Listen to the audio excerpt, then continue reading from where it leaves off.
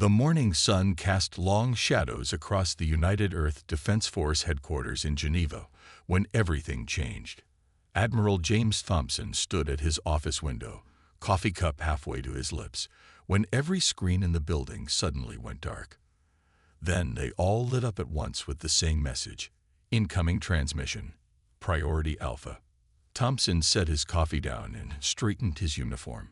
After 30 years of military service, he knew that anything labeled priority Alpha meant trouble.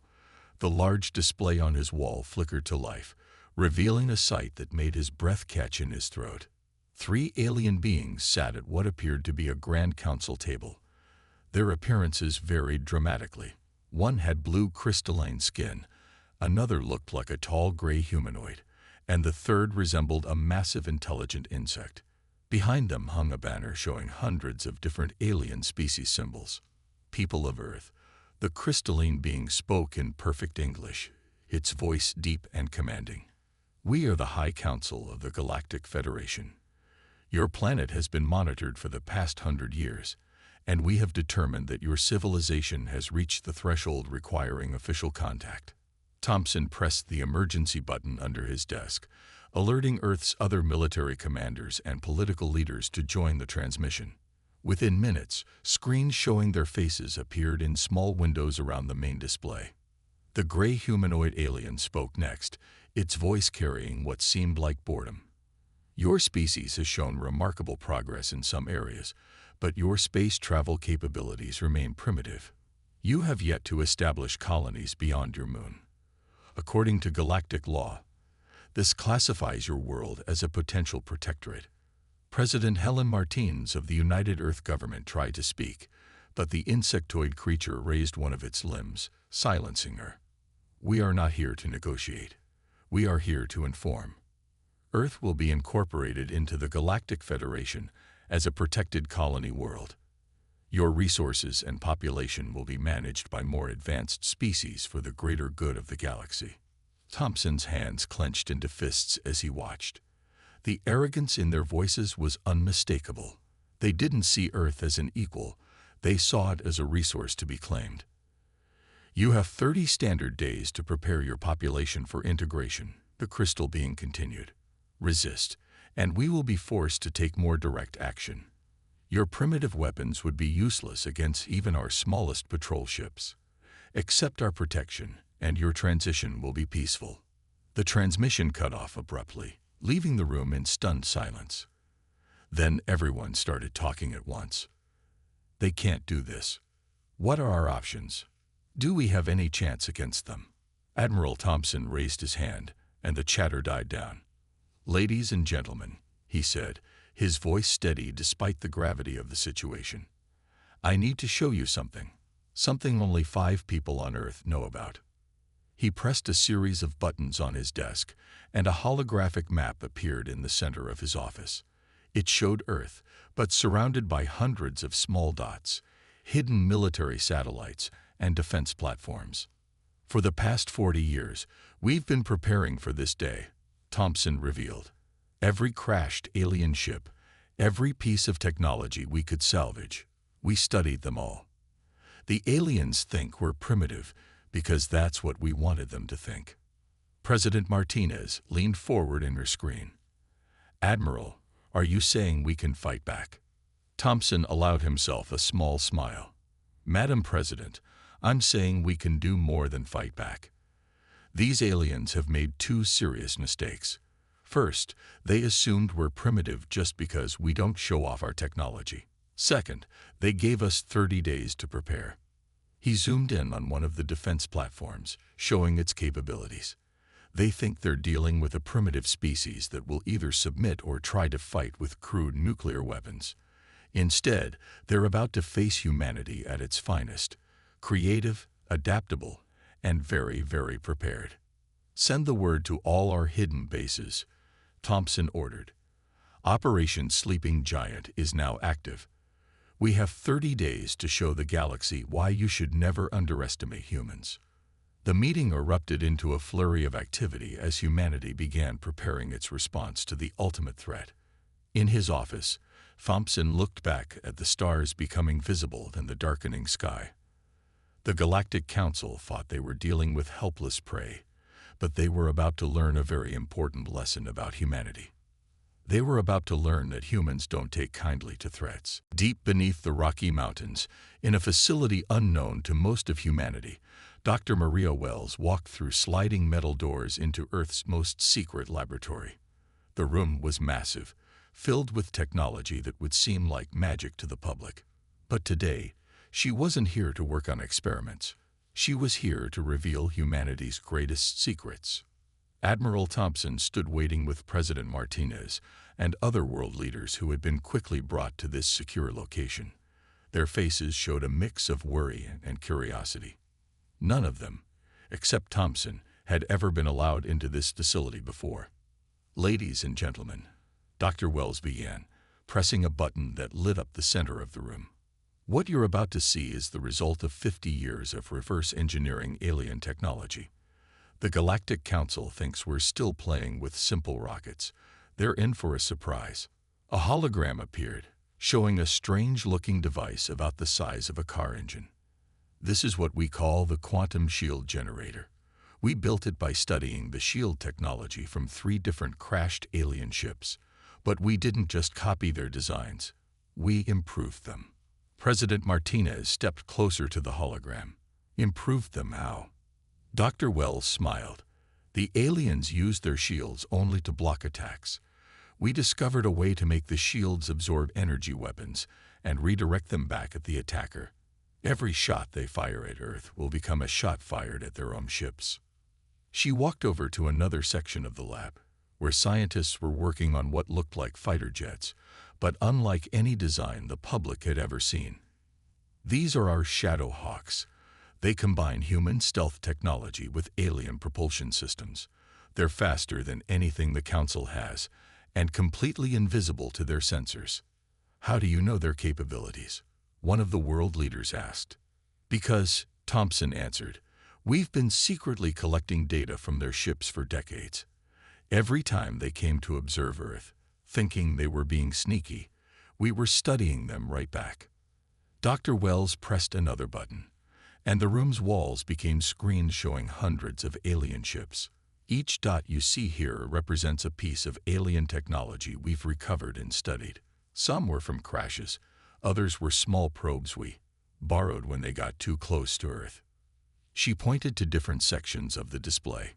"We have their communication codes, their shield frequencies, and most importantly, we understand how they think. They're advanced, yes, but they're also arrogant. They haven't faced a real challenge in thousands of years. They've stopped innovating." "But we haven't," Thompson added. "Humans never stopped trying to improve things. Where they saw a shield that could block attacks, we created one that could turn those attacks against them. Where they built basic cloaking devices, we developed technology that could not only hide our ships but make them completely undetectable." Dr. Wells walked to a final display, showing a massive underground hangar filled with ships and weapons. "We have facilities like this one hidden all around the world. The Council thinks they're being generous, giving us 30 days to surrender. Instead, they've given us 30 days to deploy everything we've built." "How many ships do we have?" President Martinez asked. "Over 500 advanced vessels ready for combat," Thompson replied, "plus thousands of automated defense platforms in orbit, all disguised as space debris. The moment they enter our solar system, they'll find themselves surrounded." Dr. Wells turned to face the leaders directly. "There's something else you need to know. We've detected transmissions suggesting we're not the only species they've tried to bully. There are others out there, already under their control, who would support us if we show we can stand up to the Council." President Martinez stood straighter, a look of determination crossing her face. "Then we'll show them. Not just for Earth, but for every species they've ever tried to dominate." "We have 28 days left," Thompson said. "Dr. Wells and her team will brief you on our full capabilities. Then we start planning our response. The Council thinks they're coming to collect a primitive species. Instead, they're walking into the biggest trap in galactic history." As the briefing continued, the excitement in the room grew. Humanity had spent decades preparing for this moment, and now all that preparation would finally pay off. The Galactic Council was about to learn that appearances can be deceiving, and that underestimating humans was the biggest mistake they could have made. The 30 days were up. High Commander Rex of the Galactic Council fleet stood on his command ship's bridge, looking at the blue planet through the main screen. His fleet of 200 warships had just entered the solar system, ready to make an example of this primitive world. "Status report," Rex commanded, his tall figure casting a shadow across the bridge. "Earth has made no attempt to contact us," his second-in-command reported. "Their military vessels remain in their atmosphere. No significant space activity detected." Rex nodded, exactly as he had expected. These humans were probably hoping he would show mercy. Begin the standard subjugation pattern. Target their largest military installations first. Let's show them what real power looks like. The alien fleet moved forward, spreading out in an attack formation. Their massive ships, each one bigger than Earth's largest aircraft carrier, positioned themselves around the planet. The first wave of ships charged their energy weapons, preparing to fire. But in Earth's hidden command center, Admiral Thompson watched the alien fleet with a smile. "They've taken the bait," he said to Dr. Wells, who stood beside him. "They've positioned themselves exactly where we wanted them." Thompson pressed a button on his command console. "All units, execute Operation Thunderstrike." Now, suddenly, what the aliens thought was harmless space debris came to life. Thousands of small satellites activated, creating an energy web around Earth. The alien sensors hadn't detected anything dangerous because they'd been looking for weapons, not defensive systems. High Commander Rex's first warning that something was wrong came when his ships opened fire. The powerful energy beams shot toward Earth, but never reached their targets. Instead, they hit an invisible barrier that glowed with a strange blue light. "Sir," his sensor officer shouted, "the humans have some kind of shield technology, but it's not like anything in our database." Before Rex could respond, the shield didn't just block their attacks, it absorbed them. The blue glow grew brighter, and then, to the alien's horror, their own energy weapons were reflected back at them. 20 alien ships were destroyed in the first seconds. "Impossible," Rex roared. "They're primitives. They'd barely have space travel." But Earth wasn't done surprising them. From the planet's surface, hundreds of ships suddenly appeared, seeming to materialize out of nowhere. The Shadowhawks, Earth's hidden fleet, rose to meet the alien armada. Colonel Robert Stone led the human counterattack from his command ship. "All squadrons, engage as planned. Remember your training. We've prepared for this day for years." The human ships moved with incredible speed and precision. Unlike the aliens' rigid battle formations, the Earth vessels flew in unpredictable patterns. They darted between the larger alien ships, their advanced weapons targeting weak points that Earth had identified through years of secret study. "Sir, we can't track their ships," Rex's tactical officer reported, panic in his voice.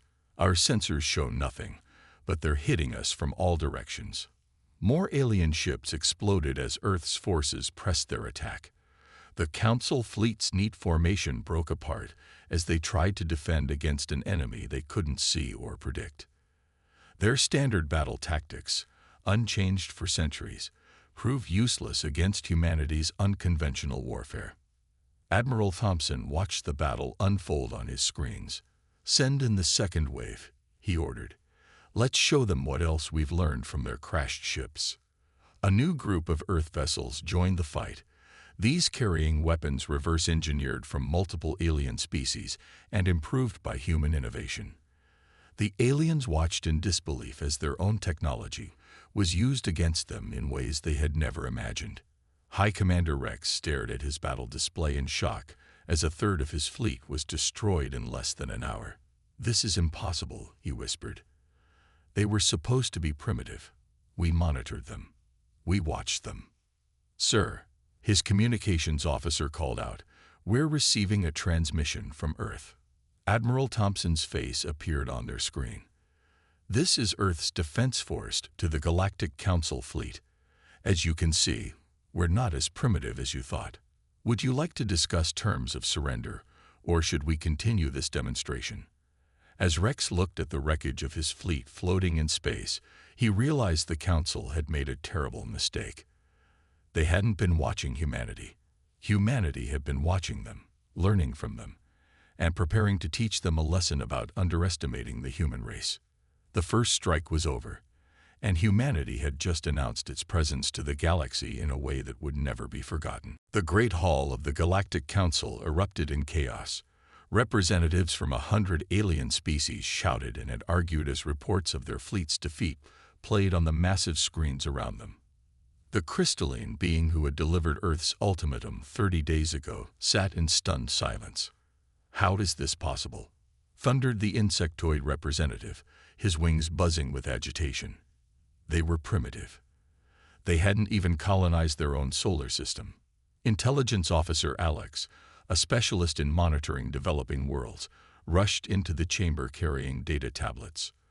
The room fell silent as she approached the central podium. Her gray skin was pale with worry as she activated the main display. "Council members," she began, her voice shaking slightly. "I've discovered something disturbing. We've been fools, and the humans have been far cleverer than we imagined." The display showed a timeline of alien ships that had visited Earth over the past century. Every red dot on this chart represents a ship or probe that we lost contact with near Earth. We always assumed they were destroyed in accidents or technical failures. The council members leaned forward as hundreds of red dots appeared on the timeline. "The humans didn't just destroy these ships," Alex continued. "They captured them, studied them, learned from them. But here's the truly brilliant part. They made it look like accidents. They let us think we were the clever ones, watching them while they were actually studying us." The gray humanoid leader stood up. "That's impossible. Our technology is too advanced for them to understand, let alone improve upon." Alex shook her head. "That's exactly the kind of thinking that led us to this disaster. Look at this footage from the battle." The screen showed Earth's ships using various technologies, each one familiar to different council species, but combined in ways they had never considered. The quantum shields that reflected energy weapons, the stealth systems that made ships completely invisible, the hybrid weapons that combined multiple alien technologies into something new and devastating. "The humans did something none of us expected," Alex explained. "They took pieces of technology from different species and combined them in new ways. While we stayed comfortable with our standard designs, they experimented and innovated." Another council member, a being made of swirling gas, moved forward. "But our monitoring station showed no sign of this technology. We watched their primitive space programs, their simple satellites." Alex pressed another button, revealing images of Earth's hidden facilities. "They wanted us to see those things. Everything we saw was carefully staged. The humans knew we were watching, and they showed us exactly what they wanted us to see." The crystalline being finally spoke. "How many other species have lost ships near Earth?" The room grew quiet as Alex displayed a new list. 40 different council species had lost vessels near Earth over the years. Each ship had carried different technologies, different weapons, different defensive systems. The humans had collected them all. "We have another problem," Alex added. "Our deep space communications network is detecting unusual patterns. Some of our subject worlds, the ones we've protected over the years, are watching this situation very closely. If Earth continues to succeed..." She didn't need to finish the sentence. Everyone understood the implications. If Earth could stand up to the Council, other worlds might try to follow their example. "There's more," Alex said, her voice growing quieter. "We've detected encoded transmissions between Earth and several of our subject worlds. They've been communicating in secret, possibly for years. Earth isn't just fighting for itself, it's positioning itself as a leader for all the species we've dominated." The council chamber erupted in new arguments. Some demanded an all-out attack on Earth. Others suggested immediate negotiations. A few even whispered that perhaps the Council's way of doing things needed to change. In the midst of the chaos, Alex received a new message on her tablet. Her eyes widened as she read it. Earth's forces hadn't just defeated the invasion fleet. They had captured several ships intact, including High Commander Rex's command vessel. The humans now had access to the Council's most current military technology. The Council had spent centuries building their power through fear and intimidation. Now, in just a few days, one supposedly primitive species had shown just how fragile that power really was. And they weren't done yet. Captain Lisa Anderson stood on the bridge of her stealth ship, the Shadow Striker, as it silently approached the Council's massive defense station near their homeworld. Her crew, hand-picked for this mission, worked quietly at their stations. Their ship was invisible not just to sensors, but even to the naked eye, thanks to their advanced cloaking technology. "Status report," she whispered, though she knew the Council couldn't hear them. "Their defenses are exactly where our intel said they would be," her tactical officer replied. "They haven't changed their security protocols in over 50 years. Overconfidence at its finest." This was humanity's boldest move yet. While the Council was still reeling from their failed invasion of Earth, Admiral Thompson had launched the next phase of their plan.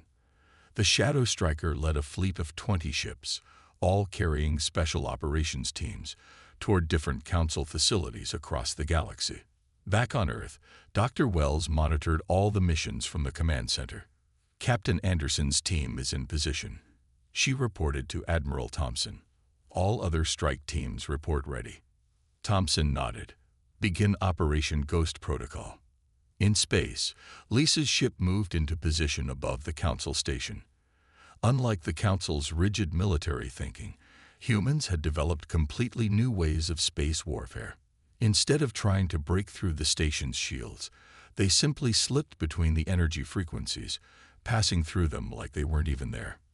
"They really should have updated their shields," Lisa's engineer commented as they worked. "These are the same designs we found in that crashed ship 30 years ago." The Shadow Striker attached itself to the station's hull using special magnetic clamps. Lisa's team, wearing advanced spacesuits that combined human innovation with alien technology, cut through the hull without setting off a single alarm. Inside the command center, Dr. Wells watched as all 20 teams reported successful infiltration. "Sir, we're in their networks. Starting data extraction." The true purpose of these raids wasn't destruction, it was information. While the Council thought Earth was just defending itself, humanity was actually gathering everything they needed to reshape the balance of power in the galaxy. On the Council station, Lisa's team moved through the corridors like ghosts. Their suits' camouflage systems, far more advanced than anything the Council had, made them practically invisible. They'd reached the central computer core without firing a single shot. "Beginning upload," Lisa reported as her tech expert connected to the system. "They really should change their passwords more often. Using the same security codes for 300 years isn't very smart." The Council's overconfidence had led them to ignore basic security. They never imagined that a primitive species could reach their facilities, let alone understand their technology enough to hack it. But humans had spent decades preparing for this. They had studied every piece of alien technology they could find, looking for weaknesses, finding ways to improve it, and most importantly, learning how the Council thought. "Download complete," Lisa's tech expert reported. "We've got everything. Their defense plans, their fleet movements, and most importantly, their communication protocols with all subjugated worlds." Dr. Wells received the data back on Earth and smiled. "Admiral, we now have access to their entire military network. We can send commands to any Council ship or facility. They'll never even know it's not coming from their own leadership." Thompson turned to President Martinez, who had been watching the operation. "Madam President, with this information, we can not only protect Earth, but also help free other worlds from Council control. We can rewrite the power structure of the entire galaxy." "Send the signal to begin Phase 2, Martinez ordered. Across Council space, their carefully organized military network began to change. Commands were rerouted. Ships received new orders. Defense stations powered down for routine maintenance, and none of the Council leaders could tell these orders weren't coming from them. "Sir," Dr. Wells called out, excitement in her voice, "we're receiving messages from 12 different subjugated worlds. They've been waiting for someone to stand up to the Council. They want to know if Earth will help them." Thompson smiled. "Tell them help is already on the way." The Council thought they were dealing with simple primitives. Instead, they're about to learn that humanity's greatest strength isn't our technology. It's our ability to unite others against tyranny. The next phase of Earth's plan was beginning, and the galaxy would never be the same. The Great Council chamber had never been so crowded. Representatives from every Council species sat in their elevated seats, while dozens of holographic displays showed leaders from subjugated worlds watching the proceedings. In the center of the chamber stood Ambassador Michael Torres of Earth, calm and composed in his blue diplomatic uniform. The Council leaders had expected groveling, perhaps even begging for mercy. Instead, Torres walked to the center of the room like he owned it. Behind him, Admiral Thompson and Dr. Wells stood ready with data tablets. "Honorable members of the Council," Torres began, his voice carrying clearly through the vast chamber. "You invited Earth to join your galactic community 30 days ago. We're here to accept, but not as a subjugated world." The Crystalline Council leader leaned forward. "You dare to make demands after your unprovoked attack on our fleet?" Torres smiled. "Unprovoked? Let's talk about provocation." He pressed a button, and the chamber's main display lit up. These are recordings from 50 different Council ships that visited Earth over the centuries, ships that were supposed to be observing us secretly. The recordings played, showing Council ships testing weapons on uninhabited areas of Earth, experimenting with human populations, and planning future colonization. The Council members shifted uncomfortably in their seats. "But that's not why we're here today," Torres continued. "We're here because of them." He gestured to the holograms of the subjugated world's leaders. "Your so-called protected worlds. The ones you've been exploiting for centuries." Dr. Wells stepped forward, activating another display.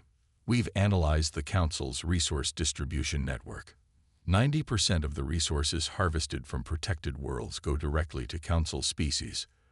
The protected worlds get barely enough to survive." The insectoid Council member buzzed angrily. "This is an internal Council matter. Earth has no right." "We have every right," Thompson interrupted, his voice firm. "Because unlike you, we asked these worlds what they wanted, and they chose to align with Earth." Torres pressed another button, and new figures appeared on the screens. In the past week, 43 protected worlds have signed treaties with Earth, not through force or coercion, but because we offered them something you never did: respect and true cooperation. The chamber erupted in shocked whispers. The Council had never faced such a coordinated challenge to their authority. "Impossible," the gray humanoid leader shouted. "These are primitive worlds. They can't understand." "That's your biggest mistake," Torres cut in. "You think any species less advanced than you must be primitive. But look at what Earth accomplished in just a few decades with salvage technology. Imagine what these worlds could do if given the chance to develop freely." Dr. Wells displayed new data. "We've already begun sharing our hybrid technology with our allies. Technology that combines the best aspects of multiple species innovations. Together, we're already developing new advancements that none of us could have created alone." The crystalline leader stood. "You would destroy centuries of order. The galaxy needs. The galaxy needs change," Torres stated firmly. "And it's already happening. Your own military network is now under Earth's control. Your subjugated worlds are declaring independence. You can either adapt to the new reality or become irrelevant." He paused, letting his words sink in. "But Earth doesn't want to destroy the Council. We want to transform it. Imagine a true galactic federation, where all species have a voice, where technology and resources are shared for everyone's benefit, where cooperation replaces domination. Thompson stepped forward. Your choice is simple. Continue fighting and watch your power crumble, or join us in building something better. Earth and our allies are willing to share everything we've developed, all our hybrid technologies, all our innovations, but only if the Council reforms. The chamber was silent for a long moment. Then, one by one, Council members began to nod. They had finally realized that their old way of doing things was over. Torres smiled. Then let's begin discussing the terms of a new galactic federation, one that serves all species, not just a privileged few. The day had finally come. The Council's age of domination was ending, and a new era of galactic cooperation was about to begin. And it all started because they underestimated one supposedly primitive planet called Earth. 6 months after Earth's confrontation with the Council, the galaxy had changed more than anyone could have imagined. The massive space station that once served as the Council's headquarters now flew a new flag, the emblem of the United Galactic Federation, showing hundreds of worlds joined together as equals. Admiral Thompson stood at the window of his new office on the station, watching ships from dozens of different species come and go freely. Each vessel showed signs of Earth's influence, combinations of technologies that made them far more advanced than the old Council ships. "Admiral," Dr. Wells called as she entered the office, "the first graduation ceremony is about to begin." Thompson smiled and followed her to the station's main assembly hall. Inside, thousands of beings from formerly subjugated worlds gathered to celebrate. On the stage, rows of students from 50 different species waited to receive their certificates from the first-ever Galactic Technology Exchange Program. "Hard to believe this all started because they thought we were primitive," Thompson said as they took their seats. President Martinez, now serving as Earth's representative on the Federation Council, stepped up to the podium. 6 months ago, the galaxy was divided between rulers and subjects. Today, we celebrate the first success of our new way. The crowd cheered as she continued. These graduates have learned to combine technologies from Earth, their own worlds, and other species. Already, they've created innovations that none of us could have achieved alone. One by one, the students came forward. A being of living crystal had developed new medical techniques combining their species' natural healing abilities with human biotechnology. An insectoid engineer had created faster-than-light drives using principles from 6 different worlds. Dr. Wells leaned over to Thompson. "The best part is, they're all sharing their discoveries. No more hoarding technology or keeping secrets." In the space around the station, more signs of change were visible. Ships from formerly protected worlds now carried defensive systems developed on Earth, making sure no one could ever threaten them again.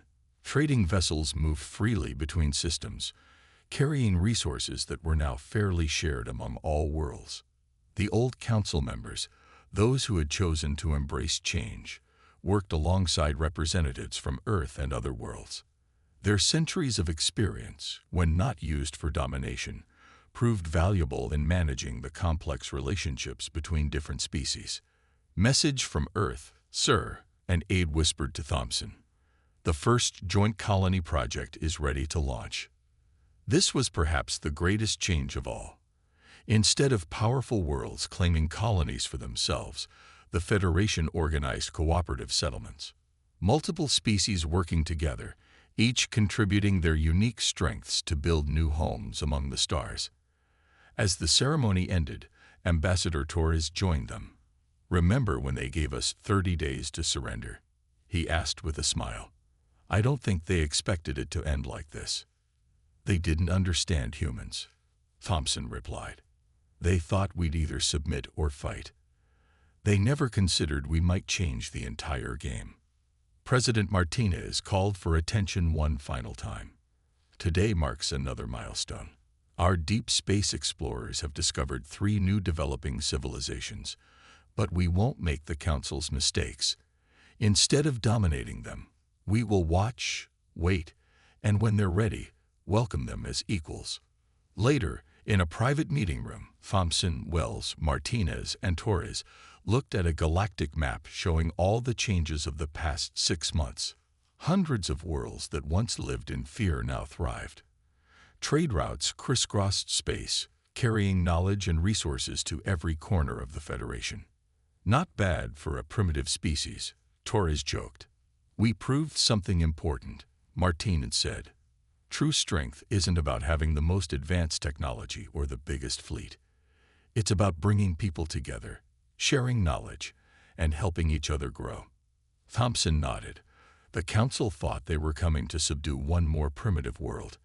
Instead, they accidentally sparked a revolution that made the galaxy better for everyone. As they looked out at the bustling activity of the station, Dr. Wells smiled. You know what the best part is? We're just getting started. Imagine what we'll achieve in the next 100 years, with all of us working together. The galaxy had learned an important lesson. Never underestimate humans. Not because of their weapons or technology, but because when humans fight back, they don't just win. They change the game entirely. The age of domination was over. The age of cooperation had begun. And it all started because the Council made one simple mistake. They threatened Earth.